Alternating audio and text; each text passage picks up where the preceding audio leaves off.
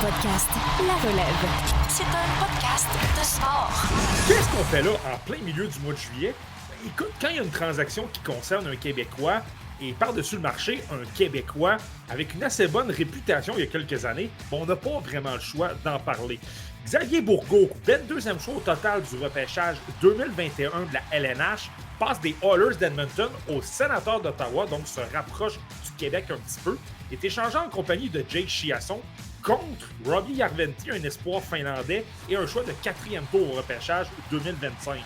La première question est assez simple. Et pourquoi les Oilers ont décidé de jeter la serviette aussi rapidement sur Xavier Bourgault? Ben, c'est certain que pour un choix de premier tour, Xavier Bourgault n'avait peut-être pas connu le meilleur départ dans la Ligue américaine. Ça faisait 2 campagnes qu'il était avec les Condors de Bakersfield, obtenu 34 points en 62 matchs lors de la campagne 2022-2023.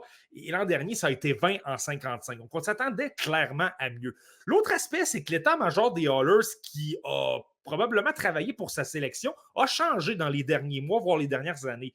Le directeur du recrutement amateur, Tyler Wright, celui qui l'a choisi, est parti en l'été 2023. Et Ken Holland, le directeur général, celui qui avait attiré Wright à Edmonton, bien, on le sait, a quitté les Oilers après le parcours en finale de la Coupe Stanley. Donc, il n'y avait plus vraiment de personne dans la direction des Oilers qui était prêt à défendre un Xavier Bourgault. Puis ça, on le sait, là, dans les équipes, habituellement, c'est toujours une situation qui encourage à échanger un joueur. L'autre aspect, c'est que Xavier Bourgault, dans la Ligue américaine, était peut-être de moins en moins utilisé. Il se promenait un petit peu sur le 2, le 3, le 4e trio, et on l'a vu dans les séries de la Ligue américaine, dans la défaite contre le Reign d'Ontario, a joué essentiellement entre 9 et 11 minutes. Donc, il n'était pas nécessairement dans les bonnes grâces des Oilers. Question numéro 2, Xavier Bourgault, est-ce que c'est un flop?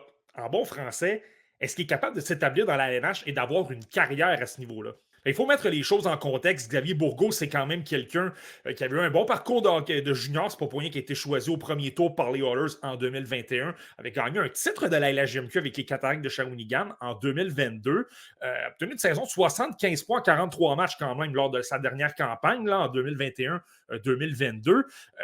Donc, on s'attend quand même à une certaine production offensive. Je pense que du côté des Oilers, le gros problème pour avoir regardé quand même, parce qu'évidemment, je suis allé voir quelques matchs de lui avec les Condors de Bakersfield vers la fin de la campagne. Ce que j'ai noté, c'est qu'il travaillait très fort. C'est quelqu'un qui était appliqué défensivement, toujours extrêmement bien placé et intelligent. Même lorsque l'un de ses coéquipiers était moins bien positionné, il était capable d'aller colmater les brèches, de réparer les erreurs. Et ça, c'est toujours une qualité qui est intéressante. D'autant plus lorsque tu te retrouves dans un calibre de jeu supérieur et que l'exécution va mieux, comme dans la LNH. C'est ce que j'avais adoré de Xavier Bourgault. L'autre aspect que j'avais considéré, les matchs que j'ai observés de lui jouaient essentiellement avec Greg McKegg et Carter Savoie. Carter, qui est le frère de Matthew, la nouvelle acquisition des Oilers.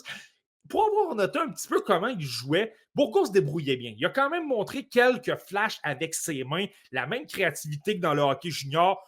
Son tir sortait aussi, mais justement, sa grande qualité offensive, c'est son tir. Et malheureusement, le trio de Bourgault se débrouillait davantage comme un trio qui va rejeter la rondelle en fond de territoire. Quelqu'un qui va s'assurer de contrôler le jeu en zone adverse. Quelqu'un qui va s'assurer d'obtenir des chances, mais parce qu'on fonce au filet et qu'on récupère des retours de lancer. Honnêtement, dans les matchs que j'ai observés, et c'est pas normal parce que Xavier Bourgault a un excellent tir sur réception et des poignets, on l'a vu trop peu souvent. Ce n'est pas que Bourgault ne veut pas l'utiliser. Je pense qu'il n'y avait simplement pas les occasions pour le faire. J'ai l'impression qu'à Ottawa, ça va peut-être un peu plus l'avantager. Du côté des Condors de Bakersfield, on n'avait pas vraiment de joueurs qui étaient d'excellents fabricants de jeux. À Ottawa, ce qui est intéressant, c'est qu'on a ajouté Jan Jenik via transaction de l'équipe de Utah. On a échangé Egor Sokolov et Jenik est capable de jouer au centre. C'est quelqu'un qui a une bien meilleure vision de jeu, qui a de bien meilleures habiletés. Je ne suis pas en train de dire que Bourgault va jouer avec Jan Jenik, mais si tu peux le retrouver avec ce joueur-là de temps à autre, ça peut l'aider peut-être à produire un peu plus et à laisser parler un peu plus ses talents de marqueur. On a également ajouté Adam Gaudette, donc tu vois, c'est une autre option qui est disponible pour les Sénateurs et pour Bourgault. Donc, est-ce que c'est un flop? Est-ce que c'est une déception? Pour l'instant, oui.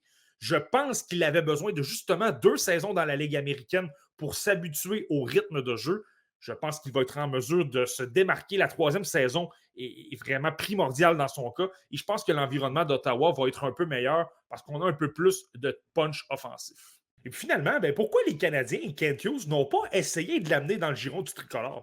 Pour analyser cette transaction-là dans l'angle des Canadiens de Montréal, tu dois assurément regarder qu'est-ce qu'on aurait pu donner de semblable ou de supérieur à Robbie Arventi. Il a été repêché 33e au total par les Sénateurs en 2020. Donc, si on regarde en hockey de 2024, c'est le premier choix du deuxième tour, en fait, qui a obtenu 20 points en 22 matchs quand même la saison dernière, a eu des problèmes de santé avec ses chevilles, mais a quand même trouvé une façon de jouer 7 rencontres avec les Sénateurs. Donc, tu dois regarder l'organigramme des Canadiens et te dire, est-ce qu'un joueur semblable qui aurait pu se retrouver à Edmonton en retour de Xavier Bourgault?